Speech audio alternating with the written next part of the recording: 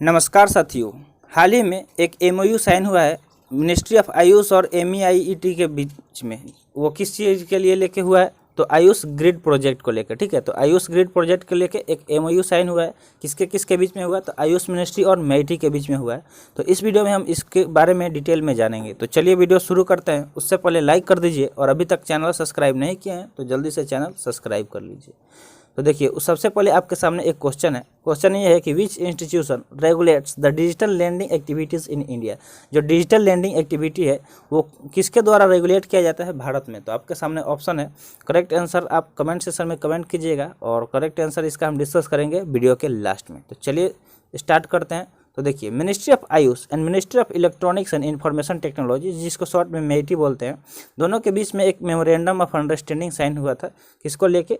तो Ayush grid project को लेकर। किसको लेके? तो आयुष ग्रिड प्रोजेक्ट को लेके एक मेमोरेंडम ऑफ अंडरस्टैंडिंग साइन हुआ था। किसके किसके बीच में? तो ministry of Ayush and ministry of electronics and information technology के बीच में।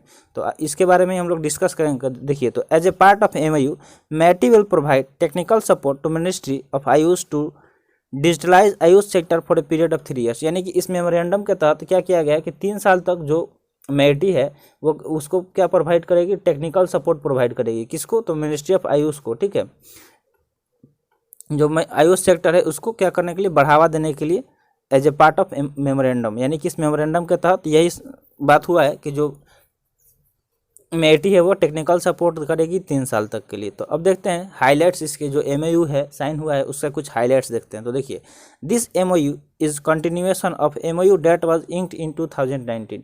यानी कि 2019 में एक एमओयू साइन किया गया था। तो ये उसका ही कंटिन्यूएशन है, यानी कि उसको और आगे इसको एक्सटेंड कर दिया गया है। ठीक है, तो ये मत सोचिएगा कि ये अभी कोई साइन हुआ है, ये पहले ही साइन हुआ था, बस इसको क्या कर दिया गया? एक्सटेंड कर दिया गया।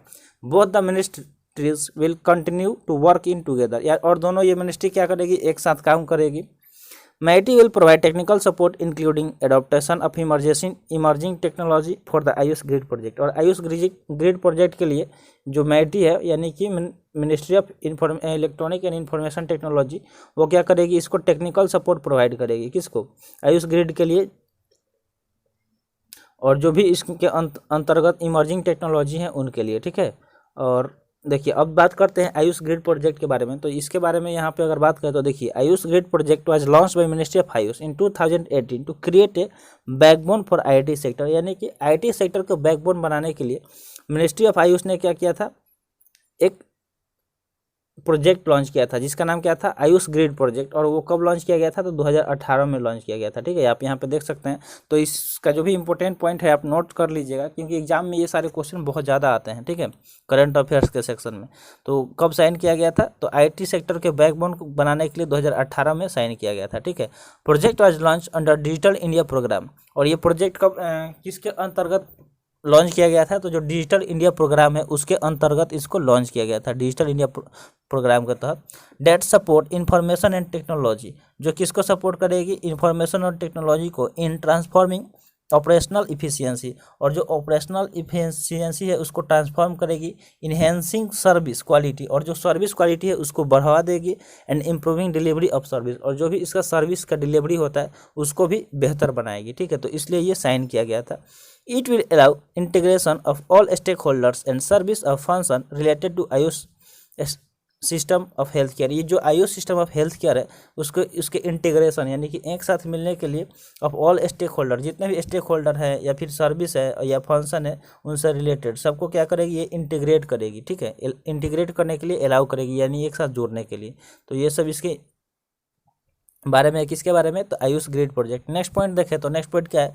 The project seeks to bring all on board all the facility of Ayush. यानी कि आयुष का मतलब क्या होता है?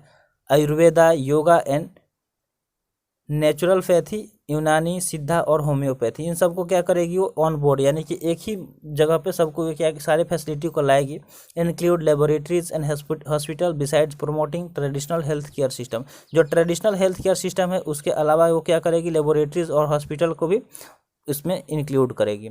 As a part of MOU entire Ayush sector will be digitalised. और ये मतलब क्या किया जाएगा, जितना भी आयुष सेक्टर है उसको डिजिटलाइज किया जाएगा। That will help in transforming of health care delivery across all level, और पूरे लेवल पे जो डिलीवरी किया जाएगा, जो भी मतलब औषधि वगैरह है, तो उसको क्या करेगी, ट्रांसफॉर्म करेंगी, ठीक है, और अच्छा बनाएगी। Include research, education, drug regulation and various health programme, यानी कि जो भी वेरियस हेल्थ प्रोग्राम है उसको भी इसमें शामिल किया जाएगा। Advisory input on Ayush grid project will be provided by high level advisory committee, और जो इसमें एडवाइजरी दिया जाएगा वो किसके द्वारा दिया जाएगा, तो जो एक हाई लेवल एडवाइजरी कमेटी बैठाया गया है, जिसका शॉर्ट में क्या बोलेंगे, HLAC, ठीक है। This committee would be chaired by secretary of Ayush and को चेयर्ड बाय सेक्रेटरी ऑफ मैटी, और इसको चेयर्ड किसके, यानी कि किसके अध्यक्षता में किया जाएगा, तो जो सेक्रेटरी हैं आयुष के, और को चेयर्ड, और किसके द्वारा को चेयर किया जाएगा, तो सेक्रेटरी ऑफ मैटी के द्वारा, ठीक है। तो ये सारे इसके इंपॉर्टेंट पॉइंट्स है। अब बात करते हैं क्वेश्चन का। तो क्वेश्चन आपके सामने क्या था कि कौन सा इंस्टीट्यूशन है जो डिजिटल लैंडिंग एक्टिविटीज़ को भारत में रेगुलेट करती है। तो अगर करेक्ट आंसर का बात करें तो ऑप्शन बी इसका करेक्ट आंसर हो जाएगा कि रिजर्व बैंक ऑफ इंडिया, यानी कि RBI इसको क्या करती है, रेगुलेट करती है। तो देखिए, the reserve bank of India, जिसको शॉर्ट में RBI बोलते हैं, वो क्या किया है, एक गाइडलाइन रिलीज किया है to strengthen the regulatory framework for digital lending service lending activity, यानी कि जो भी डिजिटल लैंडिंग यानी कि उधार वाला एक्टिविटीज़ होता है उसको फ्रेमवर्क करने के लिए, ठीक है, उसको मजबूत बनाने के लिए क्या किया गया है, रेगुलेटरी फ्रेमवर्क को रिलीज किया गया। RBI also specified that the landing business can only be carried out by entities regulated by the central bank of those permitted under the law. This has been released in an effort to mitigate the concern from credit delivery through digital lending method. तो ये सारे इससे related important point थे RBI से। तो I hope ये question आपको समझ में आ गया होगा। तो आज का सेशन यहीं पर समाप्त हुआ। सेशन कैसा लगा कमेंट सेशन में ज़रूर बताइएगा, और ऐसे ही वीडियो पाने के लिए चैनल सब्सक्राइब जरूर कर लीजिएगा। तो मिलते हैं फिर अगले वीडियो में। जय हिंद।